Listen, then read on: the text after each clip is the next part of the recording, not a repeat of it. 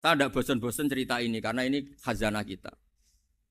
Di kitab Nailul Ma'mul itu di kitab Usul Fikih. Saya berkali-kali cerita ini karena ini untuk menunjukkan bahwa Quran itu liqaumi ya'qilun, liqaumi yatafakkarun. Ada seorang kiai, seorang ustadz, kiai dulu. Kiai dulu itu emang orang soleh, alim terus jadi kiai. Kalau kiai sekarang tuh macam-macam, nganggur terus ingin jadi kiai. Terus daftar gitu. Ada lowongan di yayasan masuk ingin jadi ustadz karena dengar ada gajinya. Dulu tuh ada seperti itu udah. Makanya dulu tuh kalau ustadz kiai pasti soleh karena dia alim terus ingin orang lain tuh mendapat ilmunya. Kalau sekarang nggak ada yayasan sehat, guru gajinya sekian. Yang nggak ingin jadi ustadz tuh daftar karena ada gaji. Apalagi ada kabar, ada gaji, ada mes, ada wah yang daftar banyak. Tapi mentalnya ada kiai sebetulnya. Ya kalau sampean tanya itu baik enggak Gus? Ya setengah baik. Ya maksudnya setengah baik ya ada baik ngajar itu kan baik. Tapi setengah saja karena motifnya itu nyari gaji bukan ingin mencerdaskan umatnya Rasulullah Shallallahu Alaihi Wasallam. Itu Imam Amudi itu guru matematika. Saya nggak bosan-bosan cerita ini. Guru matematika. Muridnya sampai takut ini masuk surga ndak. Kiai kok ndak ngajarin istighosa atau tahlil malah ngajarin apa? Matematika. Beliau meninggal terus muridnya tanya, "Ma fa'alallahu bik?" Kira-kira gitu. Apa yang dilakukan Allah? Allah nyambut Anda gimana? Terus kata Imam Amudi, "Bagus saya disuruh ngajar malaikat." Karena malaikat kan enggak pernah kayak anak beki gini ngaji gini. Malaikat tuh enggak pernah ngaji, dia iman saja karena tahu surga, tahu neraka terus iman gitu aja. Jadi imannya malaikat tuh enggak keren kita. Imannya loh ya. Loh itu yang ngendikan Nabi loh, enggak saya.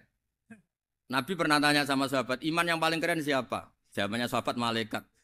Ya enggak, karuan malaikat iman. Dia yang tahu surga neraka, tahu segalanya masa ada imannya pasti iman lah katanya. Terus ya para sahabat engkau iman ya wajar kan menangi saya, nemuin saya. Yang hebat itu orang-orang yang tidak melihat saya, tidak saya didik tapi tetap iman. Karena dididik akal, ya tadi dididik Quran, apa dididik Quran. Sama siapa? Teks bahasa Arabnya masang. Terus Imam Amudi kata Allah, suruh dia ngajarin para malaikat cara menemukan saya. Malaikat dikumpulin terus Imam Amudi disuruh ngajar.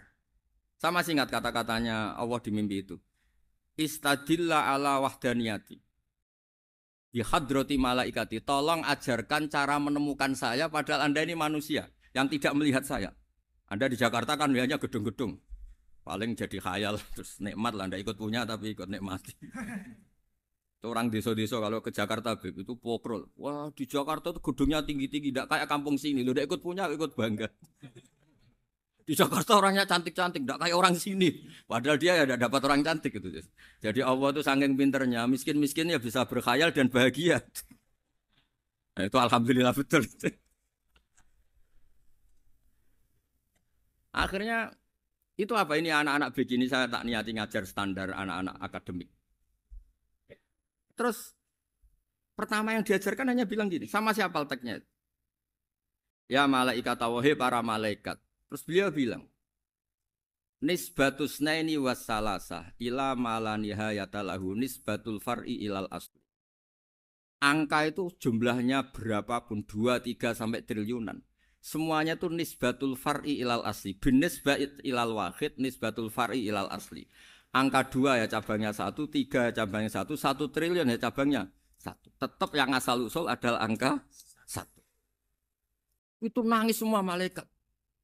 Cara Jawa itu mandekman kue iman kaya imanku. Makanya imannya umat Rasulullah Shallallahu Alaihi Wasallam itu PD-nya yakinnya kayak imannya malaikat. Kalau Tuhan itu 1. Karena angka agak bisa dimulai kecuali dengan angka 1. Makanya nisbatus naini wassalasah ila malani hayatalahu iku nisbatul far'i ilal asli. Semuanya itu nisbatnya cabang ke induk. Berarti semua alam raya ini tetap asal usulnya 1, yaitu qul huwallahu ahad. Nah, itu namanya akal. Umatnya Rasulullah itu ditinggali mukjizat akal lewat panduan Quran sehingga meskipun kita tidak menangi Rasulullah, tidak menangi sahabat, kita tidak tahu malaikat Jibril, tapi cara iman kita ini tidak kalah keren. Yakin hakul yakin. Terus kedua, gambar. Kamu gambar rumah, gambar hewan, gambar apa saja. Mesti dimulai satu titik. Entah gambar kamu bagus, entah jelek, tetap dimulai satu titik. Nah, titik ini namanya nuktotul wujud. Semua alam raya dimulai dari satu titik, yaitu nuktotil wujud. Makanya Quran dimulai bismillah, dan bismillah itu dipilih sama Allah pakai pertama ba itu ada titik. Itu kata semua ulama. Itu titik itu singkatan dari bi kana makana wa bi yakunu mayakun. Karena saya semuanya ada. Bi itu karena saya. Jadi makanya santri-santri beki tidak usah bayangkan kamu jadi wali terus bisa terbang ke Mekah, tidak usah. Kalau terbang ke Mekah ya sudah umroh aja bayar. Kalau enggak ya maklaran KBH atau apa. Pokoknya cari gratis. Ya gratis kan, dapat orang 10 gratis satu. Terus orang enggak umroh-umroh dirayu-rayu supaya umroh. Repot. Itu pelanggaran fikih itu. Kalau orang punya utang itu wajibnya nyaur utang dulu gitu. Wah repot. Saya itu juga sering bingung di kampung-kampung. Gus sama umroh. Kenapa? Dapat gratisan. Minta uang saja buat nyaur utang. Enggak boleh. Wah, secara fikih yang wajib itu nyaur utang bukan umroh. Enggak boleh Gus diminta uang, enggak boleh, harus umroh. Udah gitu saya ini bingung Gus mau umroh. Enggak nikmati. Kenapa? Disuruh ngajar Gus. Repot semua kalau ibadah mergawe ya gini bingung semua.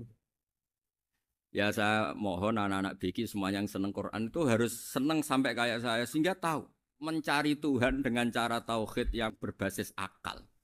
Itu sedzahir imannya malaikat. Jika di klasmen iman itu manusia ulul ilmi, kita-kita yang nekuni ilmu itu nomor 1 prakteknya. Karena nomor 1 itu Allah karuan kan, syahidah Allah kan enggak tertandingi, syahidah wa annahu la ilaha illallah, terus wal malaikatu. Malaikat kan karuan karena langsung menyaksikan surga, dan ketiga apa? Wa ulul ilmi. Berarti prakteknya kan nomor 1. Kalau kompetitornya semuanya manusia, ulul ilmi nomor berapa? 1 kan? Nah nomor 3 kan dari Allah, malaikat, ulul ilm. Berarti kalau kompetisinya antar manusia nomor berapa? 1 kan? Nah kenapa ulul ilmi di nomor 3 kan tapi dari Allah, malaikat, ulul. Kerennya kayak apa? Karena cara iman ulul ilmi itu enggak ada ragunya sama sekali. Kamu ragu enggak kalau 2 itu cabang dari 1, asalnya 1? Enggak pernah ragu kan? Semua gambar seruat apapun dimulai dari 1 titik. Ragu enggak? Enggak kan? Nah, imannya umatnya Nabi karena dipandu oleh Quran itu seyakin itu, sehakul yakin itu. Nah, itu terus Jubair bin Mut'im jadi iman. Am khuliqu min ghairi syai'in am humul khaliq. Terus kata Allah lagi, kalau kamu tidak percaya saya yang bikin langit bumi ya gampang dong, kamu saja yang ngomong kalau kamu yang bikin. Paling orang sepakat kamu stres. Terus hanya ayat gitu, am khalaqus samawati wal ardh. Kalau kamu tidak yakin Allah yang bikin, ya silakan Anda klaim saja kalau kamu yang bikin langit bumi. Bala yuqinun. Kamu juga gak mau kan dibilang stres. Ya, ini ngaji ilmu dulu, nanti bagian terakhir ijazah. Bismillahirrahmanirrahim. Ini riwayatul Bukhari. Haddatsana Abdullah bin Yusuf, haddatsana Les, haddatsana Sa'id al-Maqburi an-Nabi Hurairah radhiyallahu anhu qala an-Nabi sallallahu alaihi wasallam. Ma minal anbiya'i nabiyyun illa qad u'tiya minal ayat ma mithluhu amana alaihi al-bashar. Wa inna ma kana alladhi utituhu wahyan awhahu wa ilayya fa arju an akuna aktsarahum tabi'an yaumal qiyamah. Dados kita tahu semua nabi itu punya mukjizat. Ya, semua nabi itu punya apa? Mukjizat. Mukjizat itu hal yang luar biasa yang memastikan manusia itu tidak bisa menyainginya atau menandinginya. Dan rata-rata mukjizat Nabi dulu itu fisik. Misalnya ontanya Nabi Soleh itu kan onta tapi keluar dari batu, itu kan aneh. Aneh sekali. Atau tongkat Nabi Musa bisa simsalabim mengeringkan laut apa? Merah. Semua Nabi itu punya mukjizat dan semuanya berbentuk fisik. Kecuali mukjizatul Rasulullah Shallallahu Alaihi Wasallam itu berupa Al-Quran. Al-Quran itu konsep ilmiah. Terus kata Rasulullah SAW, tapi saya karena Quran itu justru berharap pengikutku besar dan sampai hari kiamat. Sekarang kita logika ya. Andaikan kamu punya tongkatnya Nabi Musa, kalau kamu suka uang, kepikirannya dijual apa dipakai? Kalau kamu suka uang, dipakai. Kalau kamu ahli suudon itu pikirannya ndak, ini asli ndak. Karena yang melihat di Turki itu ya sebagian gitu. Kalau yang suka perdukunan itu bayangkan tuh miliknya. Mungkin dipakai ngakali orang atau apa, pokoknya bayangkan tuh miliknya. Kalau yang kolektor pikirannya itu nanti ini laku berapa. Tapi kalau peneliti mungkin pikirannya itu ini asli apa ndak? Bukti aslinya apa? Repot lah. Lagi pula kalau kamu punya utang terus mau apa? Istri kamu marah mau apa? Kalau pakai tongkat. Nah, beda dengan mukjizatnya Quran itu semuanya nopo ilmiah. Orang yang sedang harmonis dengan istri bisa pakai ayat di antara ayat-ayat Allah itu apa? Wa ja'ala bainakum mawaddatan warahmah. Nanti kalau ditakdir cerai, saya tidak menyarankan cerai. Kalau ditakdir cerai, itu masih dimotivasi sama Allah wa iya tafarraqa yughnillahu kullam min saatih. Jika suami istri itu cerai, jangan-jangan suaminya dapat istri lebih baik, istrinya nanti dapat suami lebih baik. Jadi yang masa lalunya dianggap prahara.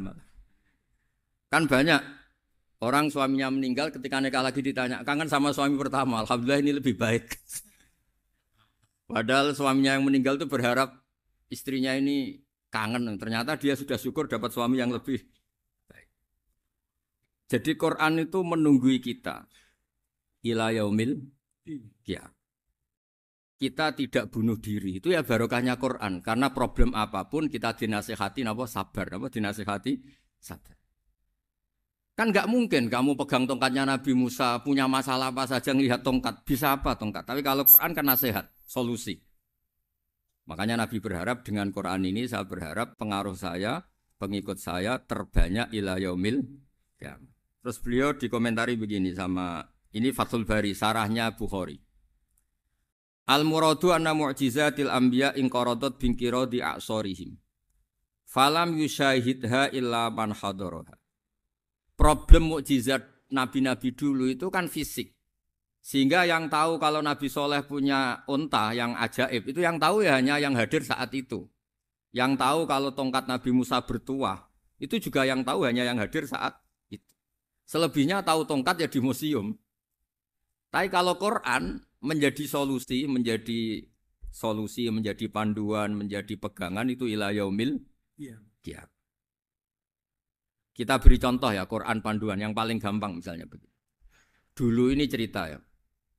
Dulu itu ada orang kafir cerdas namanya Jubair bin Mut'im. Itu saking pinternya dia, pinter juga tokoh. Itu sebagai delegasi pembebasan Asra Badrin. Jadi tawanan-tawanan perang Badar itu mulai dulu ya ada negosiasi mau dibebaskan. Terus orang-orang kafir ini menugaskan namanya Jubair bin siapa? Mut'im. Ini ada di Bukhari. Karena ini ngaji di Jakarta. Kalau orang nggak tahu hadis juga tanya ini sahih ndak. Wong nggak tahu kok tanya itu aneh. Padahal kalau dibodoni itu ya nggak tahu. Tapi ya tetap tanya, hadisnya ini sahih ndak? Ini kata kiai apa kata nabi ini ya ribet. Memangnya kata nabi kamu dengar kan ya lewat kiai. Memang. Setelah itu Jubair itu datang ke Medina. Dengerin, datang ke mana? Medina. Kemudian dengar Nabi baca Wattur pas sholat maghrib. Jubair karena Nabi dulu gak ada hotel, gak ada pondok ya. Pondoknya Nabi hanya sufah itu. Nabi baca maghrib, bukan diskusi, bukan debat, baca Wattur wa kitabi mastur firrokim mansur wal baitil ma'mur wasaqufil marfu wal bakhril masjur terus. Kemudian sampai pada titik ayat am khuliqu min ghairi syai'in. Masa manusia atau alam raya yang maujudat, yang nyata, yang wujud nyata. Kemudian asal usulnya itu ketiadaan. Ini kan hadhil alam maujud, alam ini kan nyata. Masa sesuatu yang nyata penciptanya itu tidak nyata. Jadi nggak mungkin ada faham nihilisme. Kalau faham nihilisme berarti melahirkan teori begini.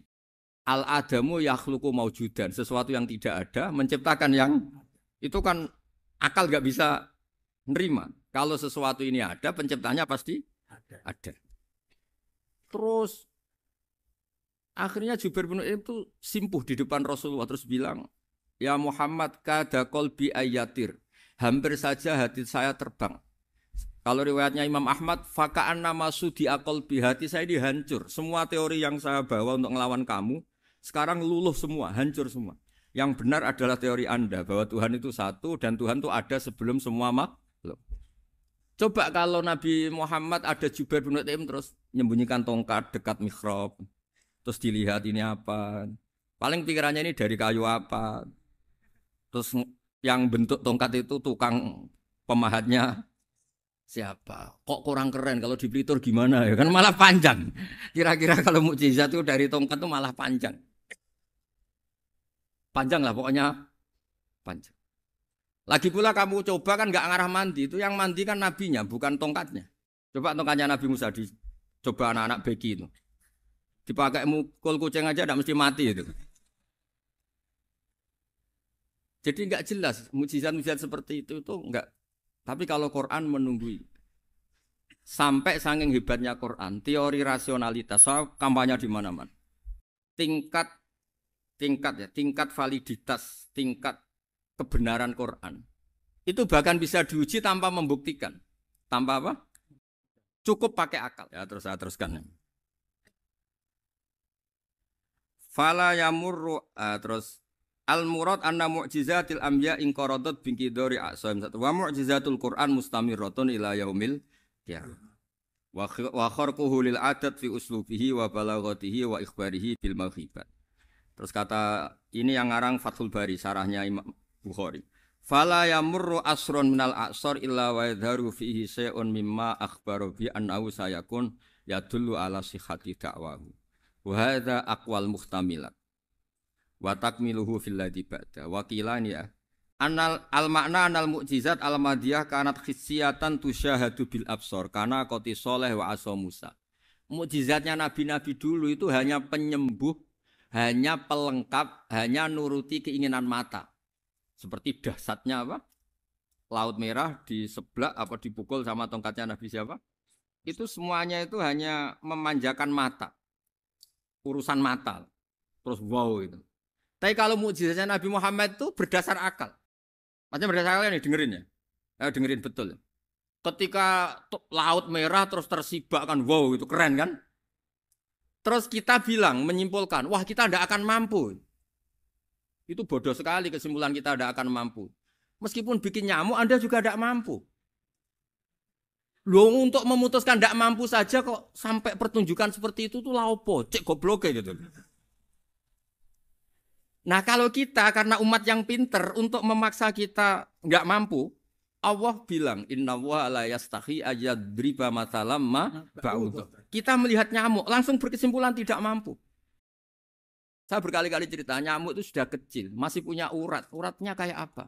Masih punya kuman, kumannya seberapa? Ya enggak? Nyamuk itu kecil, punya organ tubuhnya punya urat. Itu kalau kamu pinter, antara tongkatnya Nabi Musa menyibak Laut Merah sama nyamuk itu sama-sama berkesimpulan melahirkan satu faham bahwa kita tidak mampu.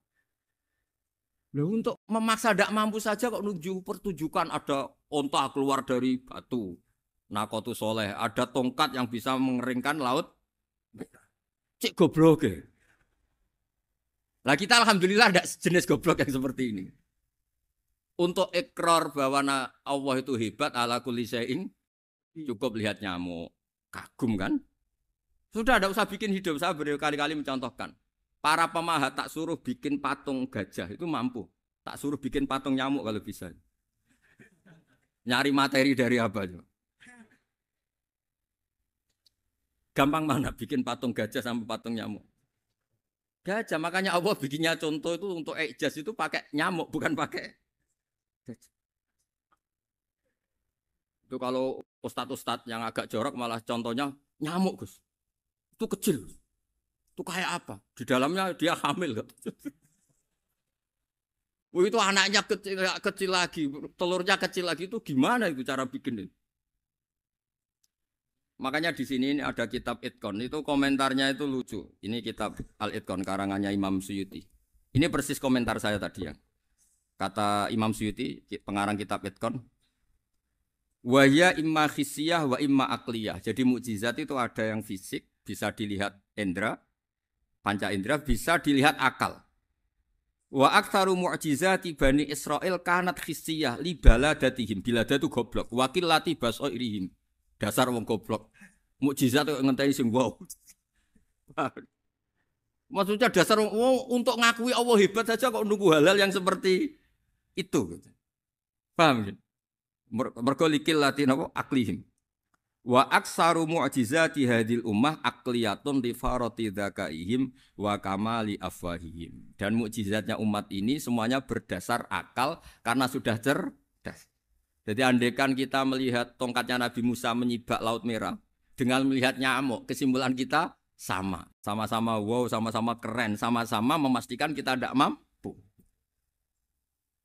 Makanya terus Quran menerangkan kita wa ma min dabatin fil ardi wala ta'iri yatiru bijanahihi illa umamun amsalukum. Jadi keseharian kita lihat burung kok terbang. Itu sudah ayatun min ayatillah. Paham nggih? Dados niki kudu bangga ditunggoni napa Quran, nggih, ditunggoni napa Quran. Wa mu'jizatul Quran tusyahadu bil basirah fayakunu mayatabi'u li ajlihi aksar. Terus li annal ladzi yusyahadu bi ainir ra'si yang qaridu bingkiradi musyahidi. Sesuatu yang tampilan dahsyatnya itu disaksikan mata, maka itu bisa habis. Era tongkat Nabi Musa seperti itu habis enggak? Bisa mengeringkan Laut Merah, habis kan? Tapi era mukjizatnya Quran ila yaumil qiyamah. Ya contoh sosial, saya kembali lagi ke sosial. Kamu punya teman awet atau punya istri awet, itu konsepnya ya wal kadhiminal ghaidh, agak gampang tersinggung. Coba kalau kamu setiap tersinggung putus, setiap tersinggung habis, kamu tidak punya teman, tidak punya istri. Sampai kita awet seperti ini, kalau kecewa ya wal kadhiminal ghaidh, ngempet. Termasuk saya ini, biasanya ngaji khusus terus baca gini ya kecewa. Tapi barokahnya diwarai Quran wal kadhiminal ghaidh, ngempet Gus, ngempet. Terus kecewa sama teman, kenapa tidak putus? Karena wal afina aninna, sudah kalau kecewa maafkan. Coba kalau kita kecewa presiden demo, kecewa menteri demo, kecewa orang tua minggat. Ya kalau dicari, kalau tidak kan malu. Saya itu punya teman tak tanya, kecewa gak sama bapak itu. Kenapa tidak minggat? Malu. Kenapa malu? Takut gak dicari. Itu orang tuh paling malu itu kalau keluar dari rumah gak di. Saya punya teman lagi, saya ini takut mati Gus. Kenapa? Takut istri saya tidak nangis Gus. Itu kematian terburuk itu kalau mati tahu istrinya ada nangis, itu malu betul itu. Makanya jangan mati, pokoknya pastikan orang sekeliling Anda nangis itu baru berani mati, kalau enggak jangan. Ya jadi mukjizatnya Nabi itu luar biasa. Nah ini terus saya teruskan ya, makanya mukjizat terbesarnya Nabi adalah Al-Quran. Karena Al-Quran itu cerita tentang hukum-hukum akal, cerita tentang logika-logika peradaban. Misalnya logika peradaban, contoh paling gampang. Di Quran itu ada sekian ayat yang Allah cerita peradaban. Misalnya wa ahsinu innallaha yuhibbul muhsinin. Itu dikutip, terus kemudian disimpulkan dalam peradaban. Kata Sayyidina Ali karramallahu wajhah ngendikannya gampang. Ahsin man syi'ta takun amira. Kamu berbuat baik saja sama seseorang, maka otomatis kamu akan jadi pemimpinnya.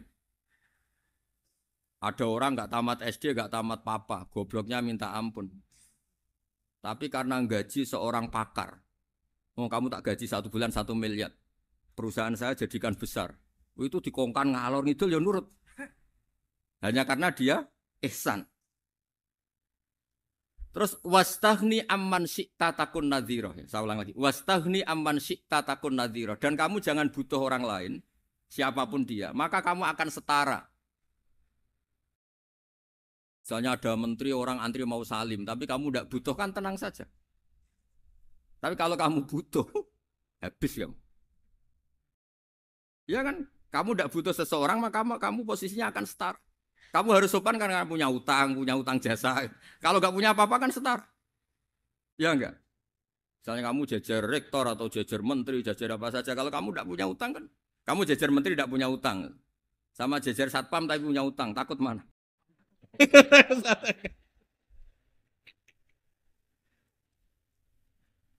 Kalau butuh itu mesti kalah kan? Ada pejabat misalnya nggak begitu cantik sama perempuan cantik yang kamu butuh ingin dicintai, takut mak. Padahal nggak jelas orang ini pangkatnya apa. Jadi dalam hukum sosial itu kata Sidin Ali wastahni aman syi'ta takun nadhira. Kamu jangan butuh seseorang maka kamu akan setara. Terus yang terakhir wahtas ilaman syi'ta takun asiro. Asiro pakai sin. Dan silahkan butuh seseorang maka kamu akan jadi budak dia. Ya coba misalnya Anda seorang profesor, seorang alim, seorang kiai top. Misalnya mencintai janda di ujung kampung sana, jalan kaki 2 kilo. Padahal itu gak tamat SD. Tapi gara-gara seneng,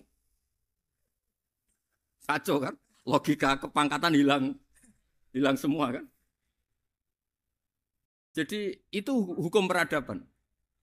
Itu mewakili isi-isi sosial yang diterangkan Quran. Ya, jadi paketnya 3 tadi ya. Ahsin man syi'ta takun amirah. Kamu berbuat baik sama seseorang maka kamu bisa memimpin. Wastahni amman syi'ta takun nadhira. Kamu jangan butuh seseorang maka kamu akan setara. Mbok kamu ketemu orang terkaya di dunia. Ya ketemu orang terkaya di dunia, kamu jejer, kamu tidak butuh dia. Tenang kan bisa setara kan? Tapi kalau butuh harus sopan, ngajukan proposal, harus berakhlak karimah. Makanya sekarang Anda kok berakhlak kenapa? Ternyata mau nyalek. Biasanya enggak berakhlak kok berakhlak. Ada apa ini? Makanya guyonan di Rembang itu Beb Husein itu. Kalau ada orang mendadak sopan sama temannya, temannya curiga. Kok tumben sopan? Mau utang ya?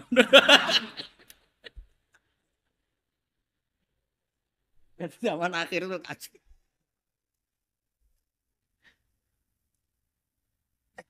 Ya di semua daerah gitu ya sama Pak Rektor ya. Kalau ada teman biasanya nggak sopan kok sopan, itu temannya curiga. Ini Pak Rektor UI ikut kaji. Kok tumben sopan? Ada apa ya? Karena di mana-mana orang butuh itu pasti beretika. Kamu punya teman paling berdua. Kalau mau utang berakhlak gak? Atau misalnya kamu punya adik cantik terus punya teman berdua. Kalau cinta adik kamu berakhlak gak? Biasanya nggak sama sekali nggak berakhlak. Gara-gara butuh menjadi berakhlak. Ya jadi hukum sosial itu ya kuncinya 3 tadi. Ahsin man syi'ta takun amira. Wastahni amman syi'ta takun nadhira. Terus wahtas ila man syi'ta takun asira. Kalau kamu butuh seseorang pasti kamu dibikin hina. Asir itu tawanan. Nah, Quran itu bicara sosial itu lengkap. Dan itu yang nunggui kita. Kita punya tetangga yang kurang baik, ya seneng. Punya tetangga baik, ya seneng. Kata Imam Syafi'i, saya berkali-kali cerita. Kok seneng semua Imam Syafi'i? Ya bagus lah. Kalau yang seneng saya enak lah. Dijak jagongan, dijak ngopi enak. Yang nggak seneng saya, gak ngarah utang. Uang itu nak, kamu punya tetangga gak seneng kamu. Aman kan? Aman. Gak akan pinjem uang kan, pinjem mobil. Uang gak seneng kok. Makanya Imam Syafi'i itu kalau ngedikan luar Syafi'i, diceritain orang. Ya Aba Abdillah bagiannya. Ya Aba Abdillah orang itu gak seneng kau. Bagus lah. Loh kenapa bagus? Waman asa'a ilaika faqad atlaqaka. Orang yang gak seneng kamu maka membebaskan kamu. Gak akan pinjam uang, pinjam mobil, gak akan ganggu waktu kamu kan gak seneng.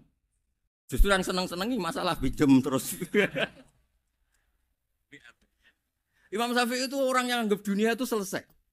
Ada yang cerita, ya Aba Abdillah, orang yang tadi cium tangan engkau, yang hormat engkau, di luar maki-maki engkau, ngerasain engkau, ngata-ngatain engkau. Ya bagus lah. Kok bagus gimana? Berarti saya wibawa, depan saya tidak berani. Berarti saya wibawa, di depan saya tidak berani. Berarti itu makomnya sudah kulillah, sumadarhum fi khawdihim, yal'abun. Sudah dunia itu selesai, sudah agak penting semua. Nah itu kalau kamu anak-anak beki ahli Quran sudah ayatnya kulillah sumadarhum fi khawdihim yal'abun. Sudah lihat Allah saja agak penting makhluk-makhluk itu. Dah makhluk semua agak penting, sepenting Allah. Nah kita ini ditunggoni mukjizat seperti itu. Bayangkan misalnya kita ditunggoni tongkatnya Nabi Musa. Saya ngajar di sini terus ini tongkat. Terus nanti yang tanya, Gus itu kayu apa Gus? Nanti yang kolektor tanya itu harganya berapa Gus? Ruwet apa? Ternyata yang ahli suudon itu asli gak Gus? Wah. Yang ahli suudon kan mesti tanyanya gitu, itu asli enggak Gus? Repot pokoknya. Tapi kalau Quran kan jelas. Kenapa?